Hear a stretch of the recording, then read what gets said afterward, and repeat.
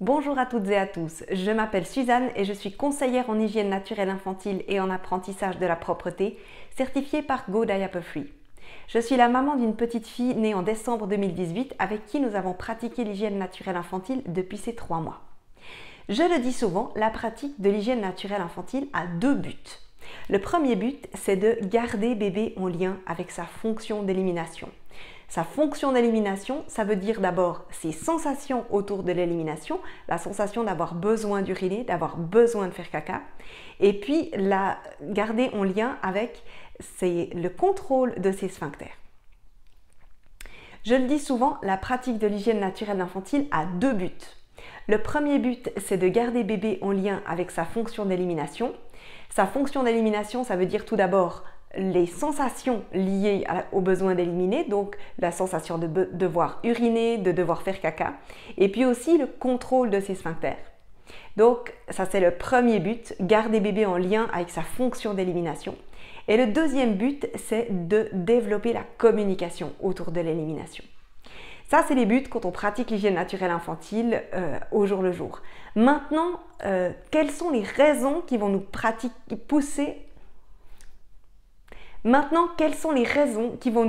à pratiquer l'hygiène naturelle infantile? Ça, c'est le sujet de la vidéo d'aujourd'hui. Il y a aussi des bénéfices qui sont liés à notre pratique d'hygiène naturelle infantile. Il y en a tout un tas. Donc ça sera dans une prochaine vidéo. Aujourd'hui, c'est les raisons pourquoi est-ce que les parents ont envie de pratiquer l'hygiène naturelle infantile. Donc la première raison, eh bien, c'est pour le confort et le bien-être de notre enfant. D'être au sec, d'être dans des sous-vêtements propres. Nous-mêmes, si on se sent humide ou sale, souillé à l'entrejambe, eh ben, on va se laver et se changer le plus vite possible.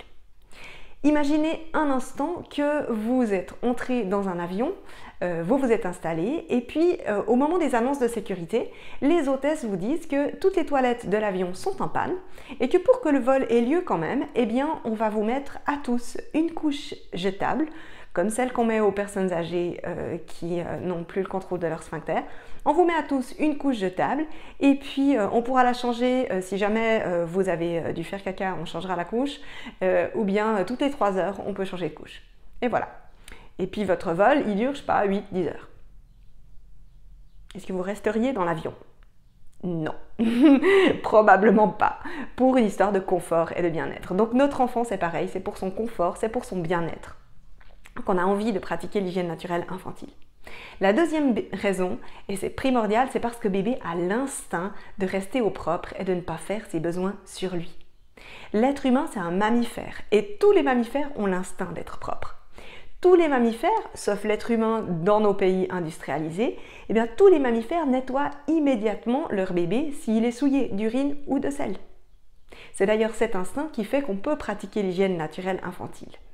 C'est ça qui fait que le bébé va signaler son besoin. La troisième raison, eh ben, c'est pour l'hygiène. Être au contact de l'urine en permanence, ça donne l'érythème du nourrisson, qu'on pourrait aussi appeler l'érythème des couches. Être au contact des selles, eh bien, c'est pas bon non plus pour la santé, ça peut provoquer des infections urinaires, des voies vaginales, etc. Et puis ça propage des maladies infectieuses comme les diarrhées et autres.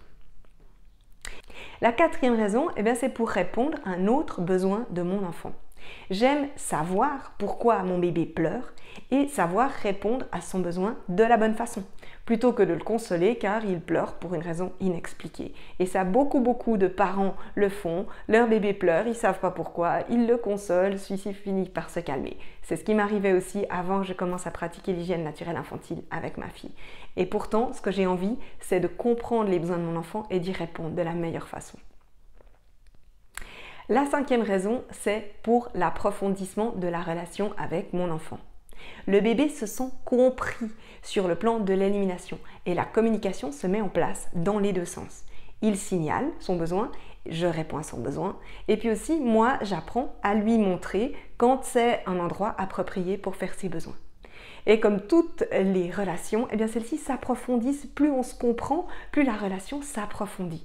Et c'est vraiment un peu magique de voir à quel point la pratique de l'hygiène naturelle infantile, dans les premières heures, les premiers jours, vous aurez l'impression que votre relation elle est passée à un autre niveau. Sixième raison, eh bien c'est pour améliorer les fonctions motrices de l'enfant. Un enfant bouge, se mobilise plus aisément s'il n'est pas gêné par ses couches. J'ai lu une étude américaine qui montre qu'un enfant marche mieux s'il ne porte pas de couche. Les mêmes enfants, si on leur enlève les couches, ils ont une marche beaucoup plus assurée, beaucoup plus mature sans couche que quand ils portent une couche. Septième raison, eh bien, utiliser moins de couches et donc dépenser moins.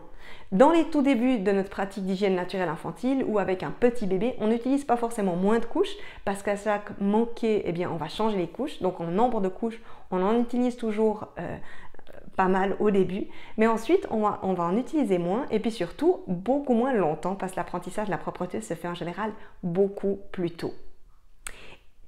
La huitième raison pour pratiquer l'hygiène naturelle infantile, eh bien c'est sauver la planète. C'est un thème qu'on nous ressasse beaucoup ces temps et moi ça me parle aussi, j'espère qu'à vous ça vous parle aussi, d'essayer d'économiser notre planète. Les couches jetables sont difficilement biodégradables, la plupart ne sont pas biodégradables avant 250 voire 500 ans, qu'on les enterre comme dans certains pays où elles vont mettre très longtemps à se biodégrader ou bien qu'on les brûle et que ces petits résidus partent dans l'air avec les fumées, eh bien ceux-ci vont aussi mettre des centaines d'années à se dégrader. Tandis que si on utilise beaucoup moins de couches, ça fait tout ça de moins en charge pour notre planète. Les couches lavables, quant à elles, eh bien, elles utilisent aussi des ressources sous forme d'eau, sous forme d'énergie, et puis suivant quels produits on utilise pour les laver, ceux-ci sont aussi difficilement biodégradables pour certains. Donc là aussi, on utilise notre planète. Donc, sauvons la planète, pratiquons l'hygiène naturelle infantile. La neuvième raison, eh bien, c'est pour faciliter l'apprentissage de la propreté. Quand on a pratiqué l'hygiène naturelle infantile, eh bien, cet apprentissage se fait beaucoup plus tôt et beaucoup plus naturellement car l'enfant ne perd pas ses sensations, voire même le contrôle de ses sphincters, ce qui arrive souvent quand on ne pratique pas l'hygiène naturelle infantile. Donc clairement, l'apprentissage de la propreté se fait plus tôt, se fait beaucoup plus naturellement, avec beaucoup moins de crises, de luttes, etc. Donc ça, c'est une excellente raison aussi de pratiquer l'hygiène naturelle infantile. Même si ce n'est pas un but en soi, c'est une très bonne raison. Maintenant, j'ai aussi quelques raisons pour ne pas pratiquer l'hygiène naturelle infantile. Certaines de ces raisons, c'était les miennes. Avant que j'ai accès à la bonne information, je me disais que ça, c'était pas pour moi. Ou alors, c'est celles que des gens me disent, c'est les premières questions qu'on me pose quand je parle de cette pratique. Eh bien, la première raison, c'est « je suis trop occupée ». Que ce soit parce qu'on travaille, parce qu'on a beaucoup d'enfants ou pour quelque autre raison, en tant que jeune parent, on a des tas de raisons de se sentir un tout petit peu dépassé et de se dire « je ne peux pas ajouter ça en plus à ce que je fais déjà, je ne peux pas inclure ça en plus dans mon emploi du temps ». Eh bien, même si vous êtes très occupé par certains aspects, eh bien, l'hygiène naturelle infantile, ça va vous faire gagner du temps. Quand vous passez beaucoup de temps à consoler votre enfant, à savoir ce qui se passe, etc., si vous lui proposez d'éliminer, eh bien, vous allez gagner clairement du temps. Et ensuite, si vraiment vous avez d'autres enfants, vous avez des tas de choses où ce n'est pas lié à votre bébé en lui-même, mais parce que votre vie, par ailleurs, elle est très remplie, eh bien, on n'est pas obligé de pratiquer l'hygiène naturelle infantile à 100%. Dans une de mes prochaines vidéos, je vais parler de mon approche minimaliste de l'hygiène naturelle infantile qui comprend 3 choses. Proposer un pipi à chaque réveil, proposer d'éliminer à chaque changement de couche et s'il y a des signaux bien reconnaissables, de proposer d'éliminer les cacas sur le pot. Avec cette approche minimaliste que je vais développer dans une autre vidéo, eh bien on a déjà pratiquement tous les bénéfices de la pratique de l'hygiène naturelle infantile. Donc vraiment, on peut inclure ça même dans un emploi du temps très chargé. On peut pratiquer l'hygiène naturelle infantile. Vous pouvez le faire. Deuxième raison pour ne pas pratiquer l'hygiène naturelle infantile, c'est parce qu'on fait garder son enfant. On n'est pas à 100% avec son enfant, on se dit c'est pas pour moi, je ne peux pas avoir ce lien, offrir ce lien, cette chose en plus à mon enfant. Eh bien sachez que non, on peut pratiquer à temps partiel, on peut ne pas être disponible pendant certaines heures quand l'enfant est avec d'autres personnes, s'il est à ce moment-là en couche, en continu, eh bien c'est pas un problème. L'enfant sait faire la différence et vous pouvez avoir une très bonne pratique d'hygiène naturelle même si vous n'êtes pas avec votre enfant à 100%. Donc que ça ne vous arrête surtout pas. La troisième raison pour ne pas pratiquer l'hygiène naturelle infantile, c'est peur d'avoir du pipi et même peut-être du caca partout. Et ça, Personne n'a envie de se mettre à nettoyer du pipi, du caca sur son canapé, sur son tapis, sur son lit, etc. Et là, je vous rejoins à 100%. Mais la plupart des parents pratiquent l'hygiène naturelle infantile tout en ayant quand même une forme de protection sous les fesses de leur enfant pour justement en cas de manquer. Et puis comme ça, moi je n'ai jamais eu de pipi sur mon canapé, ni sur mon tapis, ni sur mon lit, ça je peux vous l'assurer. Donc n'ayez pas peur d'avoir du pipi partout. Hygiène naturelle infantile, ce n'est pas synonyme de méthode sans couche. J'ai une vidéo là-dessus qui vous dit tout sur le sans couche.